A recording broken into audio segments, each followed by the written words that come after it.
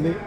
తెలంగాణలో ప్రజాపాలన ద్వారా గౌరవ ముఖ్యమంత్రి రేవంత్ రెడ్డి గారి నేతృత్వంలో ప్రజాపాలన అట్టడి వర్గాలకు ఫలాలన్న ఉద్దేశంతో ముఖ్యంగా యాత్ర అభివృద్ధిలో గౌరవ ముఖ్యమంత్రి గారు అదేవిధంగా మంత్రివర్యులు సురేఖ గారు చొరవ తీసుకుని వచ్చే భక్తులకు ఏ విధమైనటువంటి ఇబ్బంది లేకుండా ఇక్కడ అన్ని సౌకర్యాలు కల్పిస్తూ భక్తులకు దర్శనం సులభతరంగా వచ్చిన వాళ్లకు అన్ని అవకాశాలు కల్పిస్తూ ఈ ప్రభుత్వం నిర్ణయం తీసుకుంది.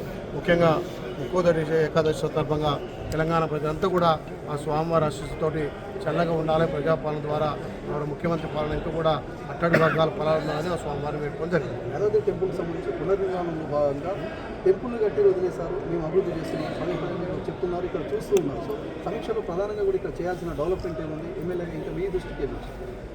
గత ప్రభుత్వం టెంపుల్నే కట్టింది, కానీ ఇక్కడ స్థానికంగా ఉన్నటువంటి అవసరాలు కానీ వచ్చే భక్తులకు ఏ విధమైనటువంటి సౌకర్యాలు కల్పించలేదు.